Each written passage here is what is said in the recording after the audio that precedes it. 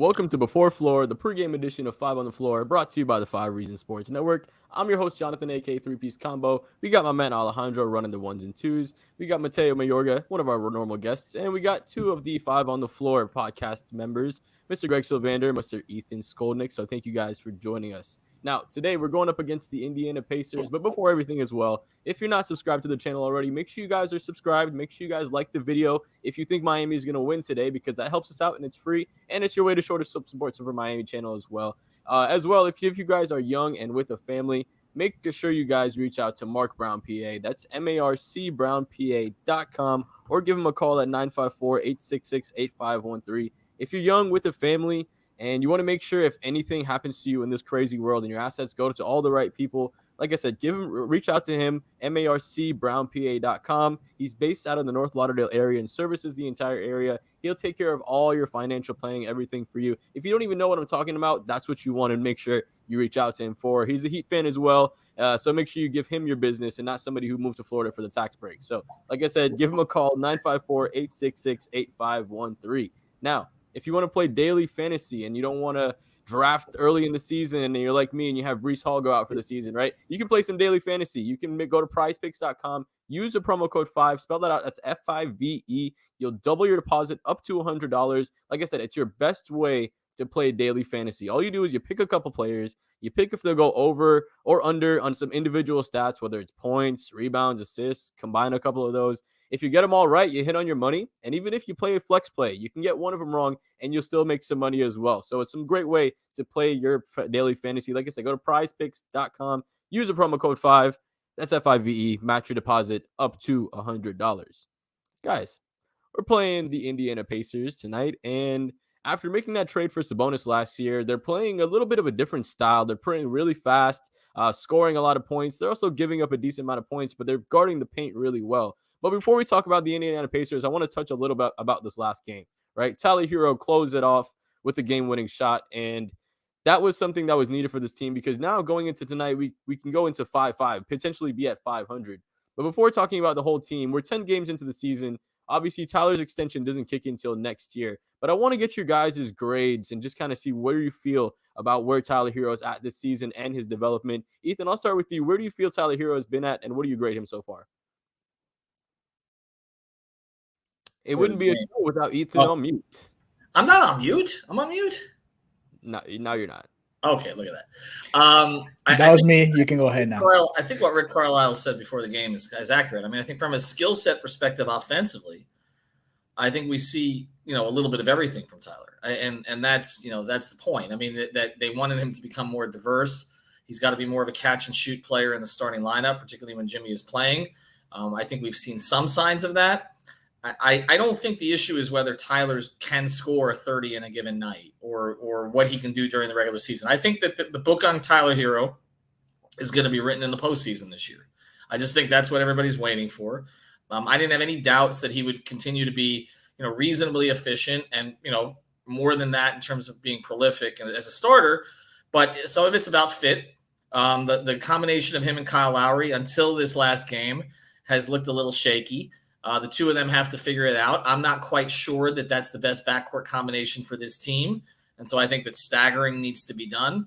But ultimately, it's going to be determined by the playoffs. And then can he get his defense to a level where we're not talking about it? That's my thing. He's not going to be an elite defender. He does try off the ball. You want to be in a situation where you're not coming out of games against good teams and saying that team hunted Tyler Herro. That is the kind of – they're not going to win big if that's happening, because he's going to play big minutes. And that means if he's playing 33 to 36 minutes now and he's playing the minutes down the stretch, that is going to become a storyline if he can't clean that up. So offensively, he's going to be fine. Defensively, he just has to not get hunted, basically. Now, Greg, let's shift gears a little bit and let's talk about the whole team. Like I said, if we win tonight, we're at 500. And that really just kind of shifts the perspective of where this team is, right? Because starting the year, we weren't able to get consecutive wins. We were last night, for the first time, able to get 2 wins in a row. Starting to string together some good lineups, some good moments together, finding just ways to win the game, right? If we were able to win tonight, does that shift the perspective of where this team is? Or do you think we're kind of still in the same boat where we were early in the season? I think we're in this weird spot where I don't know that the perception of the team will shift 4-6 versus 5-5 necessarily. But what I will say is that when you're hovering around 500, what it's going to enable the Heat to do is extend this window where they're evaluating the team and they're figuring out what they need to do, if they have holes they need to plug. And when you're around 500 right now, essentially they're tied for the 8th spot in the East. So they had the, but to that point, they're only 4 games out of the 1 seed, so they're not far off. So I guess what I mean by this is that it's a lot different conversation if you're 2-7 right now, or you're trending towards becoming 5, 6, 7 games below 500. Like, I feel like then you would your feet are to the fire. You got to figure out something right now. Whereas this is a scenario where now they've bought themselves a few more games to get to that 20 to 25 game mark, evaluate accordingly, and then make moves as we go. So to me, that's good, because I thought that there was a moment this season where we may be trending in the direction where this was going to be something where you're looking at a 20 game stretch and, they've, won 9 of 20 or something like that. And it looks like, they may be able to squeak out a little bit more than that.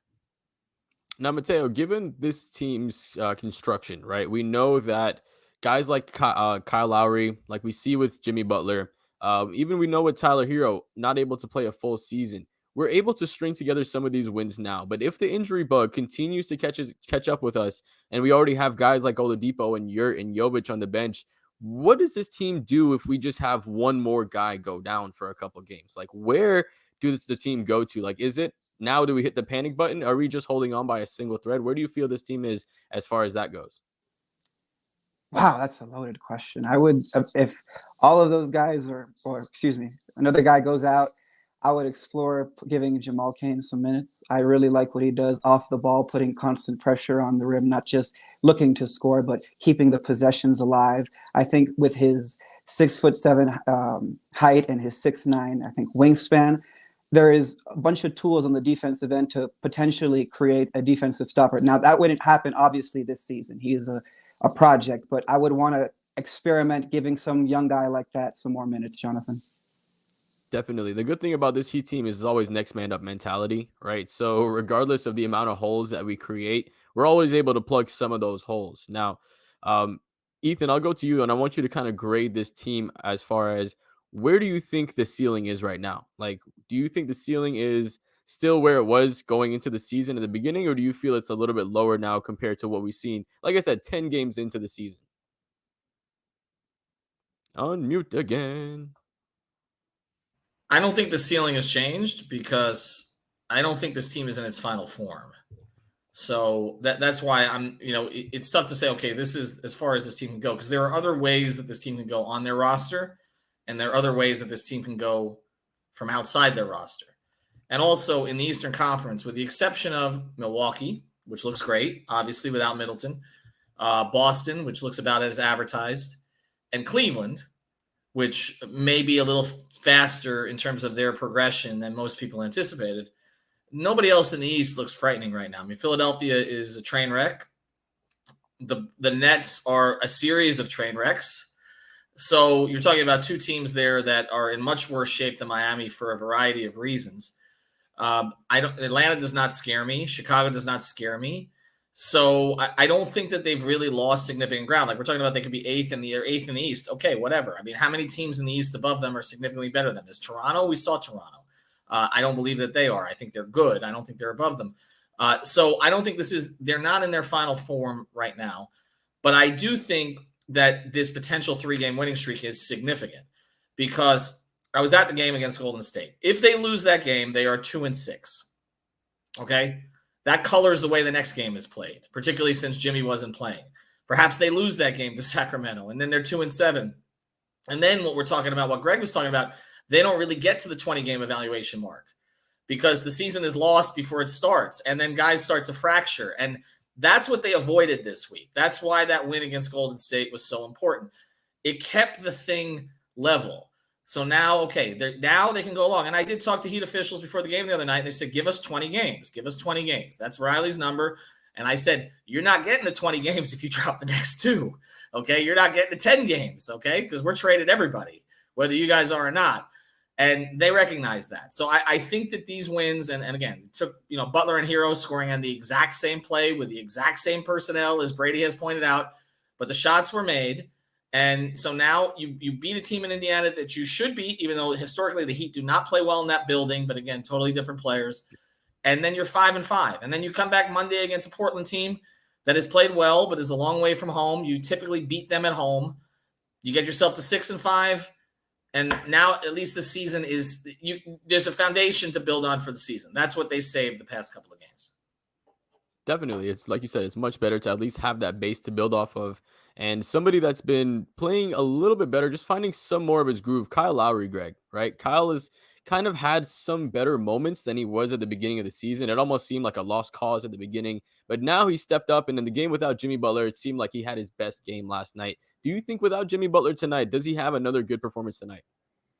He almost has to. I feel like just with their available players, they're going to need him to play big. You're right. Like he's I've been hard on Kyle specifically and been vocal about his disposition coming into the season. And I think recently he's looked a lot better. And like, if this is the Kyle Lowry you get every night, you say nothing else and you don't worry about it because it's kind of what you paid for. Whereas, what we saw early in the season is not where you're going. And I think tonight specifically, when you look at Indiana, they've allowed 115 points already 7 times this season. So to me, it's a good opportunity for Tyler, for Kyle, for Bam to get out again, get comfortable offensively, the shooters to get in rhythm, try to force some turnovers. There's things that they can do, and Kyle can be kind of spearheading a lot of that because the ball is going to be in his hands a ton to start the game. So yeah, I expect him to be aggressive. And these are the games kind of when you pay a Kyle Lowry, you think he's coming in to quarterback everyone else, but you occasionally want him to come in a game when you're shorthanded and be able to put up points and shoot on volume and be successful. So I think that's another key for tonight. Definitely. Now, Mateo, let's talk about this game specifically, right? The Indiana Pacers, they're, like I said, not a superb defensive team outside of really guarding the paint, where they're third in that department. But offensively, when it comes to scoring, they're top 5 in points per game and then top 3 in fast breaks points per game. What have they been doing so well to be able to execute this offensively? Well, like you say, Jonathan, they're very good on the break. This team will take advantage of an opponent that turns the ball over and takes bad shots on the perimeter or in the corner. Usually the guy who takes a shot from the corner is the last to retreat to the other side of the court. But guys like Therese Halliburton and Benedict Mathurin are very good off the dribble and create a whole bunch of attention driving inside. And this is a very pass-friendly offense. And it features not just them as shooters, but guys like Chris Duarte and Buddy Hield. As a group, the Indiana Pacers shoot 37% from the outside. That's very deadly. And it's also something to keep track of is they crash the offensive glass very well. They come up with 12 offensive rebounds, and at home at the Fieldhouse, they generate 20 second chance points per game. It's something to be aware of. They are very good on that end, but they are worse on the defensive end. They give up nearly 120 points per game. So they're a very young team. They do play fundamental basketball, but again, because of their inexperience, they do tend to shoot themselves in the foot sometimes, Jonathan. Beautiful. So, Ethan, I want you to start us off with our prize picks rapid fire. Now, Tyler Herro in his last 3 games only has 1 assist, right? They have him at 4 assists right now. So, are you going to go over or under on that for the prize picks? Try again. What was the prize picks on how many times I would be on mute? 2.5. I just went over. Here's the thing about Herro, and make sure you're using that code 5. They're counting on him to score tonight. So I actually saw his points numbers 22.5, which is significantly elevated for him. But that's taking into account the fact that Butler won't be there. It's also taking into account what Mateo's talking about, which is that Indiana is 27th in defensive rating. By the way, Memphis is 28th in defensive rating. They're not winning a championship like that. They got to clean that up. Miami is 19th. Okay, so that needs to improve. Also, we're expecting that to be in the top 5. I just think that Tyler's going to get the looks tonight. I don't see him as a primary distributor tonight. Maybe some off the Bam pick and roll, but other than that, so I would go under on the 4 assists. I don't know if I'd go over on the 22.5 points. The thing about Tyler, it's a little shaky, is sometimes he gets nicked up during games and doesn't finish. We saw that the other night. It makes his prize pick a little bit dangerous sometimes. I think 4 times I played him and he hasn't played the full game. So that worries me some. But I would go under on the Herro assists. Now, Greg, they have Max Strus at 15 points. That's correct. Yeah, 15.5 points for Max Strus. Wow. Over or under for that? This is a tough one because 15.5 looks like they're trying to bait you into a high number that he can't hit. He's only hit that 2 of his last 5. But I don't know. There's something that tells me this is a Max Strus game. But if we're talking money here, I'm gonna take the under on Max Strus 15.5 points. I just feel like that's just a little too high. It's the perfect setting for him though, because to the question you asked Mateo, how is Indiana so good on offense? It's because they don't evidently even practice defense. I think they're the worst 3-point shooting defense in the league. So this is a game Max could string together 4 or 5 threes in a row and put this over pretty quickly. But if I'm putting it on my card and I'm using the code 5 to double my initial deposit, I'm going under on 15.5 Max Strus points. Last 3 games for Kyle Lowry, 7 assists, 9 assists, 5 assists. PrizePicks have him at 7 assists. Are you going over or under on that? I'm going to go with the under. I think he's going to try to continue to be more aggressive scoring the basketball. He took 7 shots inside the paint last game, and he made 6. That's the type of Kyle Lowry you like to see, especially for what you're paying for. So I think he's going to also be looking to come off ball, looking to take shots coming off a pin down from the outside. So I'm going to go with the under, Jonathan. Beautiful. So we have Tyler Herro, just to recap, Tyler Herro under 4 assists, Max Strus under 15.5 points, and Kyle Lowry under 7 assists. Those are our prize picks for today. Like I said, make sure you use that promo code 5. Spell that out, F-I-V-E. Let's get into prediction, Ethan. You can go ahead and kick it off. Playing against the Pacers, no Jimmy Butler, missing a lot of the bench, but we got Tyler Herro, we got Kyle Lowry, we got Bam Adebayo. How does Miami get it done tonight? I'm a little concerned with their start tonight. I'm a little concerned about, them going into a place that, Bam is not ruled out tonight. Just want to make that clear. In fact, we think he's playing. He was listed as questionable, but we think he's playing. No other bigs appear to be playing. Yurt's not there, right? The rookie's not there, Jovic, and Dedmon is questionable now also. So they don't have a lot of big. We might see a lot of UD tonight. UD's had some 8 of 9 games in that building, so we'll see how that goes. But I think that there may be a little bit of a trouble controlling Indiana's pace early. So I'm a little concerned about the start, but I think it is a game that Miami gets under control and wins. I do think they'll win this one, but I think they will have some concern. The rookie on Indiana is pretty special. If you haven't had a chance to see him yet, they have a core that's interesting that going forward, but they do make a lot of mistakes.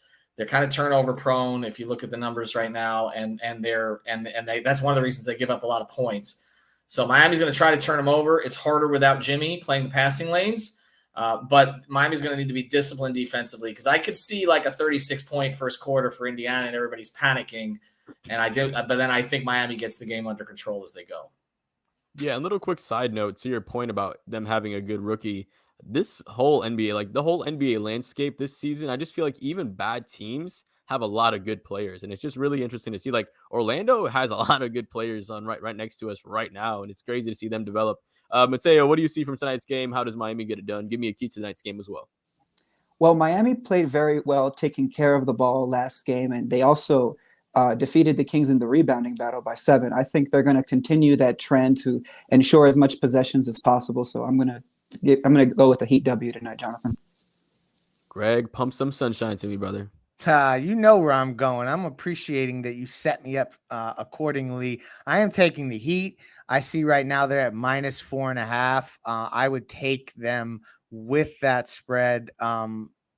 I just think that Indiana just doesn't play defense. And if there's a team that they can exploit, particularly some of the back cut stuff that we saw in the recent games, they're going to be able to get Indiana on that all night. So I expect Miami to get this victory. I will say it's hard for Miami to go up to Indy and win. It's not a building that's been kind to them. They won last time they went up there. I think they split their games in Indy last year. They don't win consecutive road games in Indy. They haven't done so since 2012. So it's been 10 years since they've won 2 in a row in Indy. I think they're going to get it done tonight, though, a little shorthanded. So, yeah, take Miami -4.5. Look, I'm even mentioning our social betting platform, Better Better edge. edge. Use 5RSN Better to get $20 of free play money. That's right. Oh, by the way, you mentioned the scoring thing and why you should play the overs tonight at Better Edge or otherwise. Indiana is last in the league in effective field goal percentage against. Miami is 27th in the league. I bet you Eric knows that number because that's not good. Okay, so 57% Miami's given up from effective field goal percentage this year. That is not good. That means they're not guarding the three, and that means they're giving up too much at the basket too. So that has to be cleaned up. And I do think there's going to be panic tonight because I don't think it's going to be cleaned up early. But like I said, I do think they'll win the game. Yeah, and also I'm curious to see. We typically tend to see a little bit more of a quote unquote aggressive Bam when Jimmy's not there. I want to see that as well this game, right? When you're playing against a team that can't really guard. Obviously they have Miles Turner, who's a great player defensively, but when you have somebody like that, you want to be able to try to just be able to assert yourself a little bit more. I kind of want to see that as well. I'm going to take Miami getting the win as well. Now, like I said, if you guys think Miami is going to win, make sure you guys like the video. Make sure you guys subscribe. If you're young and with a family, want to make sure your assets go to the right place. Give Mark Brown PA a call, 954-866-8513. We did a bunch of prize picks earlier. Like we said, Tyler Herro under the assists, Max Strus under the points, and then we have Kyle Lowry under 7 assists. Use the promo code 5, FIVE, spell that out, and double your deposit up to $100. Alejandro is going to finish this off and get you guys over to some interviews. And he's muted as well. Now I'm good. Thank you, Jonathan. Thank you guys for joining us here in the pregame show. Let's continue with our pregame coverage. We have a ton of videos. We have videos from a couple of nights ago, and we also have videos from this afternoon in shoot around over there in Indiana. So let's start right away with what happened today. Let's go with Bam Adebayo. I know you guys were asking about what's going on with Bam Adebayo. Is he healthy to play tonight? Well, this is what he said about it earlier today. No, not you. Give me a second here. Let's do it again one more time because that was Bam Adebayo a couple of nights ago. But this is Bam Adebayo talking about his knee. Now, here we go. Hurt the knee or when that became problematic? Just knee to knee. Something minor. When during the game was that, if I could ask? Listen, I don't know. Second half. So you played. I'm saying you were able to play through Yeah, at the time. yeah. And it wasn't problematic at the time. So. Yeah, how much stuff I done played through. You think I'm not played through a knee to knee? But knee to knee, something minor. Woke up the next morning, it was kind of sore. Told the training staff, and we got one of the best training staffs in the league. So taking care of me, I feel better this morning. See how it feels tonight. Is there an inclination when you know other guys are out to maybe push a little harder? Not that I'm saying you have to push a little harder here, but knowing that there is no Jimmy, that there is no Nico, that it really could use you tonight. I mean, does that push you even further? Nah. Everybody has their problems and situations, but I'm all for the team. If I can walk, I feel like I can play. That's just how I feel, me personally. And I've been like that since I got in the league. I've played through injuries. I've played through fatigue. Right. So it's just another day. All right, that was Bam Adebayo talking about his knee. So he will be playing today, as you could hear him say to Ira and the reporters that were there at the arena. All right, let's continue with our pregame show. Victoria is asking about Yurt's health problem. Well, we'll see. We'll see what happens and here in the future. But him and Victor Oladipo have not been able to really do something for the team in the first the first 10 games of the season so far. All right, let's continue with our pregame show coverage here. We heard about Bam Adebayo. Let's hear now from Erik Spoelstra, also earlier today, over there at Indiana. How does it look at this point? He went through the walkthrough today. So if everything checks out, pregame, I think he'll be a go. And the background on Nick Snow's situation. Oh, he's playing one-on-one yesterday. I won't say who caught him in the nose, but that's part of the player development. Those are not off days, for our young guys who are not getting minutes. So they had a heck of a workout and finished up with one-on-one. And he he put his nose into the fray and caught one, but that's part of it. Long term for him? No, it's really more about the flying, and it wasn't broken. Yeah. There's a lot of buzz in this town, and probably rightfully so, about the young players overall for Yeah. Indiana. Mathurin has stood out. Yeah. But what's the assessment as you look at him? Well, just in general, they can really score. Rick has put together a system that complements their team very well. They play fast. It seems like our last few games we've been playing only the teams that play super fast. I think we need to conquer that. But they have great perimeter shooting and skill. They are young, and they play with that kind of exuberance and confidence, and joy, on that side of the floor. So we'll have to really get our defense set as early as possible, and it will never stop. It's just relentless all the way through. Anything specific with Mathurin that stands out? Just how confident he is as a young player. You see him on the edit, and he comes into the game as if he had been in a flow already for 6 or 7 minutes, and as if he had knocked down, 3 or 4 shots already. His first shot is like a heat check shot, and then he just keeps on going from there. But it's been pretty impressive what the young kid's been able to do so far in this early season. Erik, when you see an officiating report like that, first of all, when you are on the other side of those type of things, do you pay heed to those, and do you let it get your blood pressure up, or do you move on, honestly? We have been in those situations. They're just really tough calls at end of games, and we've been on both sides of it. So I can understand probably the frustration on their side of it. As Tyler went into his move and I saw it real time, I thought it was legal. I thought he got to a spot, he shot faked, and it looked normal. It didn't look any kind of egregious travel. So that's really it. The game, can be decided in so many different ways, and not just a whistle at the end of the game. The thought obviously is apparent, but with Jamal, I know you like to guys to get their time. I know their opener's coming up tomorrow, but obviously emergency need. What's it like to sort of have to yo-yo a young player like that? Yeah, I think where we are right now, the vicinity, I think he's still going to be able to get there, for the opener.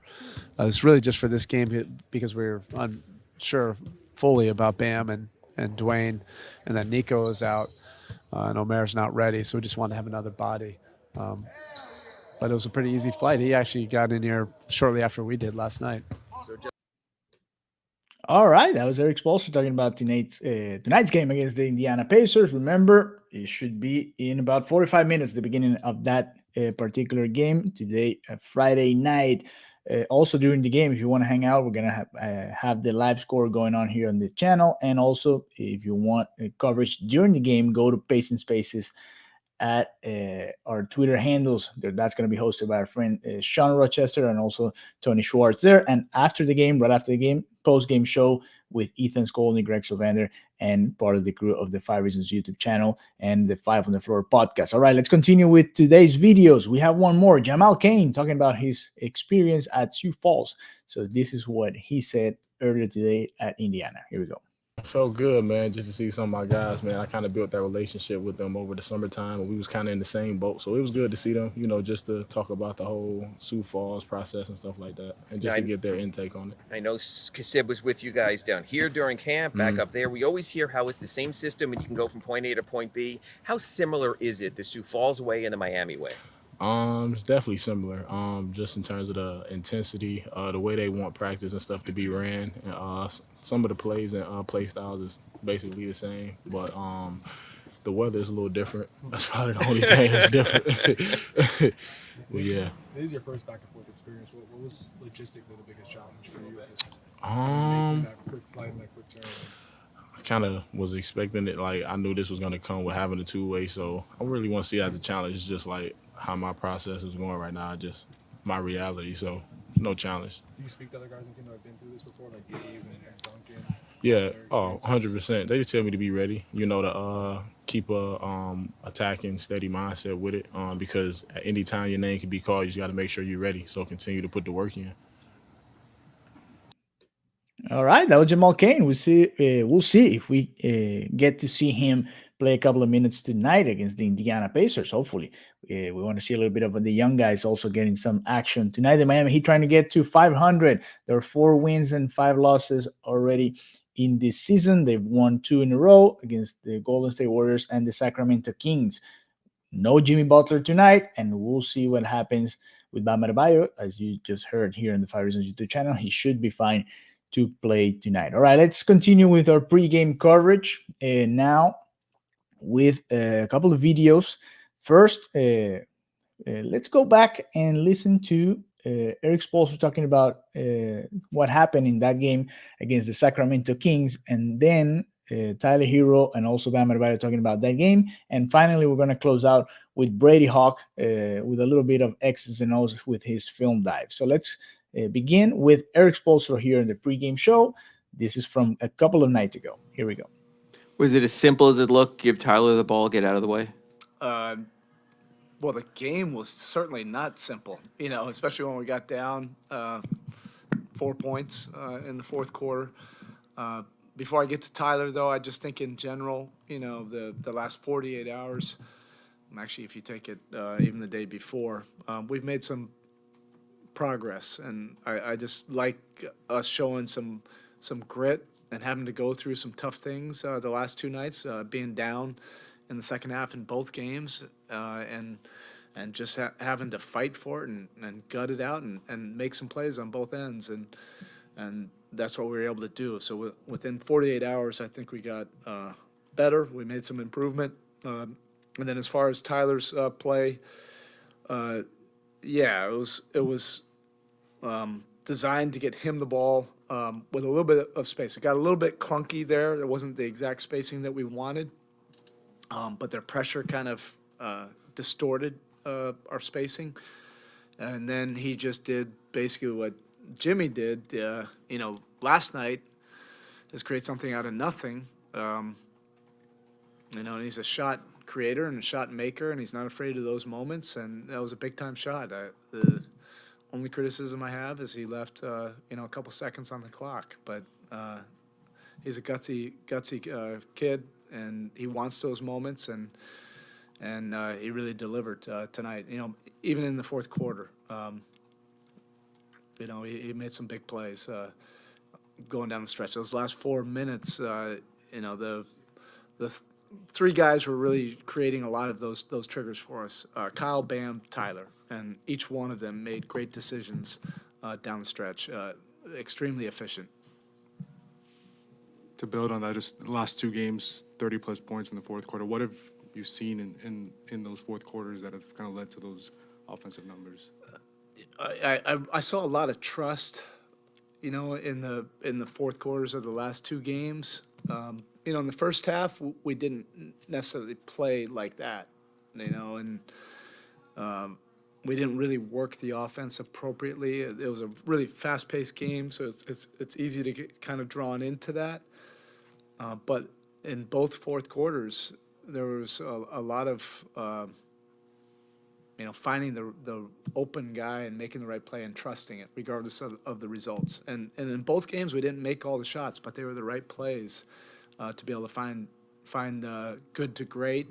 Max's was one of those situations where we didn't cough up a forced shot early in the clock. We just worked it. They defended it well, and then we ended up getting something, in the second half of the clock, and Max hit a big one. How difficult is it when the whole game was a 1 or 2 possession game? Literally just, it was going back and forth from the outset. Is there something tangible that you can really take away from a game like this, where every play has something riding on it for 48 minutes? Because again, it was that close the whole way. Yeah, and Tim, to be fair about that too, even in some of these losses, we've had a lot of these kind of games. So I just think it's really good for your ball club to go through these emotions and situations special situations, managing the clock, managing foul trouble, different schemes, having to make adjustments, executing under duress, getting the ball where it needs to go, and then trusting each other. In the last 48 hours, I think we made some progress. But you asked me last night, where do you get the confidence from? I think the most important thing with that is you just find different ways to develop grit and perseverance, regardless of where your confidence is. Sometimes you're not going to have confidence. You get down, Herro hit that three. Okay, you have to have the mental toughness to collect ourselves, focus on the next possession, try to get a stop. And chip away at it, and the more you have to experience that collectively and then persevere and find some success, then you start to find some confidence. But regardless, you can find different ways to win. I'm sure you'd like 4 perfect quarters, but is it encouraging to you that after some slow defensive starts, not just tonight, but in some of the recent games, the defense at least just seems to be trending up as the games go on? Yeah, there's no question about it in the second half, and particularly the fourth quarters of basically every single game that we've played. Those have been our best quarters. That is, in itself, great. That's a great competitive spirit and quality that this team has. The way we start games, and not every single game, but our disposition and the commitment to really try to impose our identity on a game, that has some room for improvement, and everybody in the locker room understands that. It's a highly competitive association, and what we're trying to build, like every team, is consistency and finding that identity and that edge right from the tip and then all the way through the rotation.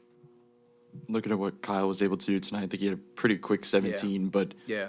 the way he was getting 2 feet in the paint, even late, the offense was creating just for them getting in the paint. Is that kind of intentional with Jimmy being out, that you want that from him more so, or how does that work? I mean, there's a couple different points about that. I think, one, it shows you his mental toughness.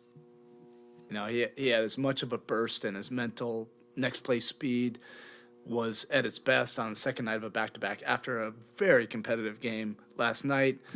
Young players should really study guys like Kyle or even Jimmy. It's a case study of mental toughness. I don't even know how he felt or whatever, but he's bringing his best, because probably he invents some challenge in his own mind of, like, I'm gonna really bring it tonight on the second night, play big minutes, and Jimmy being out, I thought he really kept us afloat and really put some pressure on the defense. The second point is Kyle really was like this all training camp. We're trying to figure some things out, and develop a continuity and a flow, with that starting unit. And he's really sacrificed, to try to help, the other guys really step up and establish themselves. And sometimes you can get lost in the sauce, as Chris Bosh used to say. But when you need him to make plays, like, he's still every bit of, who he's been, over the course of his Hall of Fame career. And we saw that in the last 48 hours. And he knows how to read different moments of games and what's needed. Was it just a group thing when, you're missing one of your best rebounders, obviously, with Jimmy not out there? They only got 4 offensive rebounds. 2 of them, I think, were long ones. They're just kind of fluky ones. Was that just a collective, everybody just has to go? And we still have a ways to go to be more consistent with it, but our blockouts are getting better. The pursuits to the ball are getting better. The group rebounding of getting a second guy to crack down on it big and tip balls away, that's getting better. But we still have a couple more layers to go with that. Our perimeters, I didn't see what it was, but when our perimeters rebound well, that usually is a good thing for us. Okay, thank you. All right, that was Erik Spoelstra talking about their win against the Sacramento Kings the other day, 110-107 with that Tyler Herro shot at the last second. All right, let's now listen to Tyler Herro actually talking about what happened in that game against the Sacramento Kings, the 4th win of the season for the Miami Heat. Here we go. was it as simple as ISO kind of going to get that shot off, or was there another thing you were looking for? We just wanted to get the matchup we wanted. He wasn't in the game, so we just picked on someone, and Spo really just drew up a play to get me the ball in the space, and whether it was my shot or creating, attacking and creating for someone else. I could have shot it, or I could have went to the rim and dished it off to Bam or somebody on the weak side for a three, but lucky enough it went in. I'm sure you're working on it to some degree, but how exactly do you work on a shot like that, fake up and to your right? And is it harder when you have to bring it over across your body? Yeah, especially going left, when you pump fake. But I shot the same shot actually like twice throughout the game, where I pump fake, he flew by, and I reloaded, and I missed. But I can make that shot. I work on a lot of different shots, so I think I can make a lot of different shots. Tyler, on the other side, they were saying that shot was a travel. Did you feel like you were able to keep your pivot foot? I know it was the pump fake and had to have some good footwork there, but did you feel like you were able to keep your pivot foot on that play? I don't think it was a travel. But early in the game, they called a travel on me that I also didn't think was a travel. I think I hit a mid-range pull-up like right before, and they called a travel. So, just like last night with Jordan Poole, you could call a carry on every play. You can call it travel, I'm pretty sure, on almost every play. So you got to take that one on the chin. In your walk-off, I don't know if you mentioned this, I came in late, I apologize. Was it the intent from the get-go to pump fake and get him in the air? Or if you had the clean look right away, would you have gone for it? Or do you just expect that they were going to go for the pump fake, so you figured you can give yourself a little bit better space? I was going to go to the rim, and then I seen once Gabe cut through, his guys started shaping up for help. And when I seen that, that's when I stepped back. And I probably could have got this step back off, but with that space, I just wanted to test the fence and see if he would jump, which he did. And whether he jumped into me, I could have got the foul, or he jumped across. What I did, I reloaded and was able to knock it down. Tyler, you always talk about the pick and roll connection with Bam, and in the fourth quarter, you kept getting to the mid-range pull-up, like you were saying, and that's kind of the pick and roll thing. And it was with a lot of spacing, different kind of lineups. Do you notice that evolving and kind of getting different looks at that point in the game with that combo? Yeah. We got a bunch of different lineups that we've thrown out there, but tonight we've seen, I think, me, Kyle, Duncan, Gabe, and Bam. So pretty much four guards, is surrounded by Bam. It's hard to help off our shooters, whether it's me off the ball or on the ball with Duncan and Max, or even Gabe and Kyle. It's tough to help with all that space. And then, when Bam's attacking, it's the same thing. We got a bunch of shooters around him. It's tough to help, and then you got Duncan flying off, and he's creating triggers and stuff like that. So we're not easy to guard, and that's why when we move the ball, I think that's when we look our best. We've seen you hit quite a few big shots since even your rookie year, but back then a lot of them would come off Jimmy's creation or in transition. Mm-hmm. What is your experience of the past 3 years kind of helped you with in terms of that situation tonight where it's ball in your hands, 12 seconds left, you got to create in the half court? Yeah, it's different. Like you said, Jimmy's usually the one creating at the end of the game and collapsing the defense and making plays. So just trying to. Obviously those last 3 years I watch around the league. I watch Jimmy, how he closes games. I think I still took a bad shot like 3 minutes left in the fourth that really made me mad. So I think there's still learning curves. I think it's underrated. I think closing out games is a skill.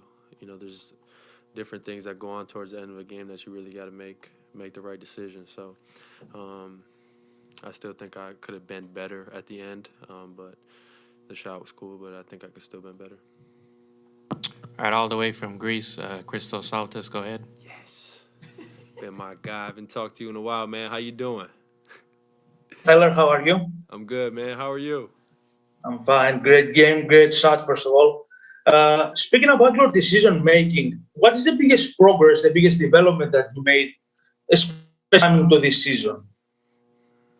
Just being patient, coming off screens, handoffs, just being patient, trying to make the right play. And obviously, when Bam's rolling, it's a big target to hit, and it makes it easy on me with a guy like that rolling to the basket. So, just being patient, trying to read the defense.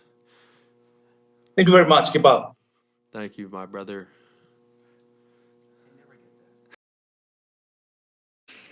All right, that was sorry, that was Tyler Herro talking about that game-winning shot against the Sacramento Kings. And now let's continue with our next video here in the Five Reasons YouTube channel. Again, the game starts at 7 tonight, so be ready. Miami Heat facing the Indiana Pacers at 7 p.m. tonight. Let's listen to Bam Adebayo after the game. Now, the right Bam Adebayo video coming up here. Bam, Here we go.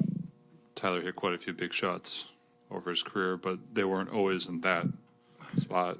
12 seconds left, create something in the half court. How have you seen him develop over the past few years that you guys are comfortable with him, the game on the line in that spot? I mean, he's put in so much work from the time he's been in the league. He's had those moments, like in the bubble. He's had so many moments where we can trust him with the ball in his hand, and he executed.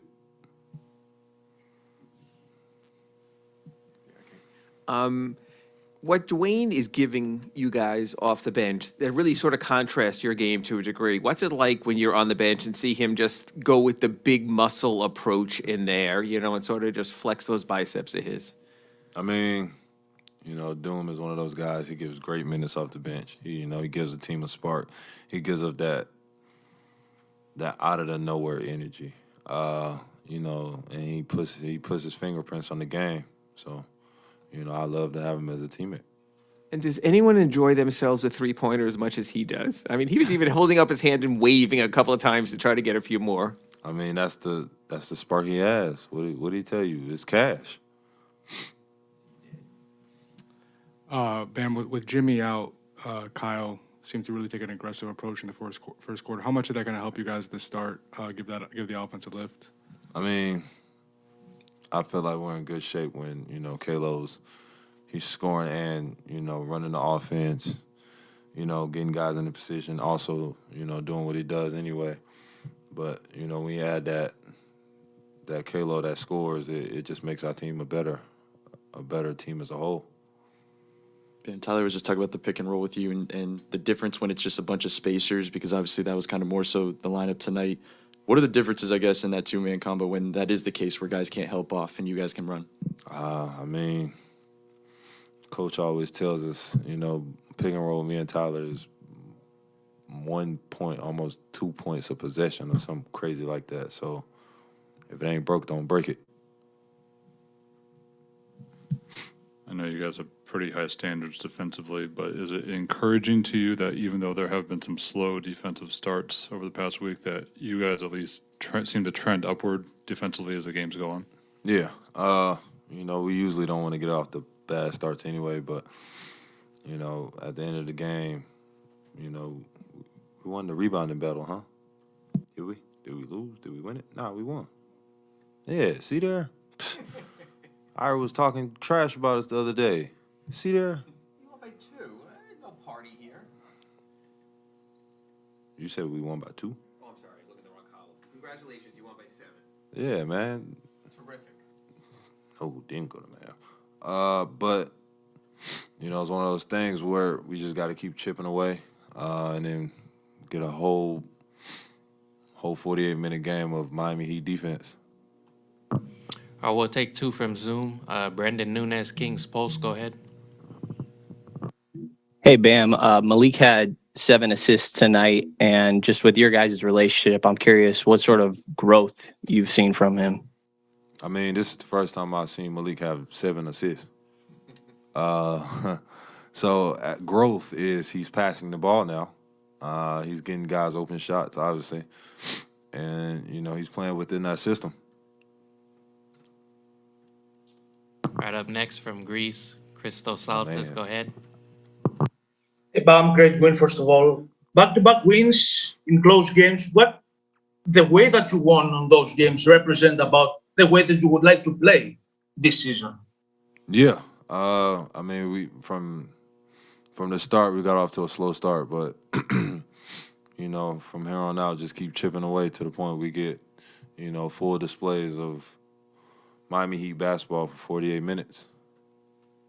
Keep up. All right, that was it from Bam Matter, Adebayo. people. Black Lives Matter. That's his last message every time he finishes a press conference. Let's continue with our pregame show now with our closing statements. Nah, it's not a closing statement, but it's our last part of the episode tonight, or the pregame show, our pregame coverage that we have here in the Fire Reasons YouTube channel. It's going to be with an analysis from Brady Hawk with his film dive that you guys can enjoy here on the Fire Reasons YouTube channel. This one you're gonna like. See what happened against the Sacramento Kings on Wednesday night. The Heat Kings game last night was a pretty fun game overall. Just no Jimmy Butler. Obviously, back and forth all the way through, like a ton of lead changes in general. Kyle Lowry played really well. You had a good version of Bam. You had Tyler come alive in the fourth quarter, which I'm going to show. But I just want to go through, just take like a walkthrough of the Heat's late game offense, basically, because I think they executed it pretty well. And obviously last year, we had a lot of discussions about this exact late game offense. So it was kind of the issue a lot of times with this group that they couldn't really close out games. And obviously without Jimmy Butler, they were still able to execute well. So I'm just going to go through some of the offensive possessions that we saw in a tight game. I'll note that with about 7 minutes left in the fourth quarter, they were down 7 and they were able to fight back. So a lot of this was just kind of scraping away in just general, just trying to get back into this game, which obviously they did. So first play, we're going to see Tyler Herro basically running like a double drag. He just entered the game just slightly before, which it was clear they needed to get him in the game, even though he wasn't great in the quarters prior. Like he was still struggling a little bit. They needed a shot creator like Tyler Herro in the game. And obviously that proved to be true late in the game. But seeing right here, just a quick double drag, trying to see if they can get the mismatch to change off Davion Mitchell, who's obviously a pretty great on-ball defender. Turns into like a pick and roll. Bam, he reverses it, doesn't take the screen. He gets into the mid-range, takes just a tough leaner, little fadeaway, and hits it. This reason I show this is not really X and O's wise, but it was like this was the shot that got him into a rhythm in this game. Like that shot right there was like, okay, now he's finding himself in his spots in the middle, in the kind of that mid-range area. Now let's see where he can go with that. So now the next play, similar thing. We're going to see Kyle running this. Tyler's going to get the ball in an entry pass. It's going to turn around. Same thing, like a double drag type, trying to see this. Sam doesn't get it. Like he doesn't even really take the screens. Now it turns into a Tyler Bam pick and roll yet again. But now this time he's kind of adjusting and doing different things, because instead of reversing it and kind of refusing the screen, he takes it and now he can play against drop, because now bonus drop back. He gets into the mid-range in a different fashion, still the type of fadeaway leaner, but a much cleaner look, and he hits it. Now you can see that he's getting into a rhythm, and now you feel more comfortable about your offense. Now, shifting a little bit, now you're going to see Bam bring it down the floor. Once again, 3 minutes left. A little handoff to Kyle. The reason I'm showing this one is I go back to show it in real time. This is out of a timeout. Like this is a pretty crucial possession, even though it's 3 minutes left. We know there was back and forth. They just came out of a timeout, and this is the play they drew up. And it was pretty a great play, because you want Bam to get in a roll, get in a rhythm in the game. You need him involved to be good late in games, even if he's not the one actually hitting the shot. So right here, as I show it again, ends up it's just a Bam Kyle handoff. The reason I show this is because, let me zoom out a little bit.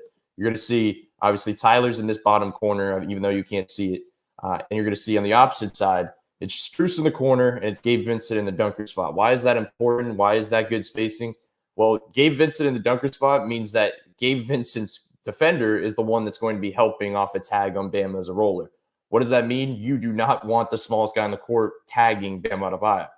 So now he gets it, once again, in the middle of the floor, lead pass by Kyle, a great play. Now it's Bam versus somebody that he definitely wants that matchup, and Malik Monk ends up getting the lay-in. Shortly after, another important aspect of this, their late game offense in general, you can't get away from your base at all. Like, you just can't do that. And it felt like a lot last season they did in the regular season. Part of their base, and obviously in a game without Jimmy Butler even more so, Tyler Herro, Bam Adebayo pick and rolls have to be a part of the fourth quarter offense. It's a part of the first 3 quarters, and I've seen early in this season they go to Kyle, Bam pick and rolls a ton and not really lean into this. Well, they were leaning into it right here last night. So as I go into this little empty corner pick and roll, now they're trying to defend it. He reverses it back to Kyle, back over to Max. You're going to see it. This is now getting late in the shot clock. It looks like it's going to be kind of a chuck up shot possession. The other part of this is I go back and I say that they have to have their base in the fourth quarter. They also have to have their movement, because a lot of times as well, they get an isolation ball, and that's just not going to work for this specific group, because they don't have just elite isolation players, even though Jimmy and Tyler have both hit big shots in back-to-back games. But Gabe's going to look like he's going to screen over to kind of get Max a shot on that right wing, but you're going to see him make an instinctive cut. Bam reads it, hits Gabe. That's just a great pass overall. And now they got, generating decent offense. Another play right here. Kyle, 1:47 left, getting 2 feet in the paint. This is all the biggest thing probably from last night from Kyle Lowry. Yes, he had 17, I think, in the first 15 minutes of game time. You just have to have this when you're without Jimmy Butler. Even if you don't see Jimmy in the box score doing things, he's getting 2 feet in the paint most possessions when he has the ball in his hands. And that's what creates the gravity, and that's what creates the open shots on the outside.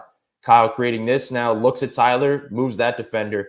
Max ends up hitting a crucial bucket. But as much as I want to give credit to Max there for hitting that shot, Kyle really just stands out for the fact that he's getting 2 feet in the paint in this game and just creating offense that I didn't think they could create without Jimmy. Another possession right here. Bam. Trying to bring the ball out, gets it to Tyler. They run a little side pick and roll once again. But Tyler reads it and knows that they know Bam, Miami's trying to get Bam on the roll as active as possible. So now he's backing up. That's where Tyler has him. He gets into that little scoop. Now we're under a minute to go. Davion Mitchell on the other end gets a quick lay-in. They're right back in the offensive side of the ball in a close game. This is just Kyle doing Kyle things that we've known from the past in his Toronto days and all of this. He loves this little turnaround midi, and especially against bigger defenders that are slower, he can get this off. And right here, turns around, gets that nice little shot over the top, and he hits it. Now, a lot of talking, a lot of rambling about plays over and over, but this is obviously the one that everybody cares about. It's the Tyler Herro shot at the end of the game. I know you've probably seen it already. But the thing that stands out more than anything is the same exact thing that they did last night or the night before against the Warriors with Jimmy Butler.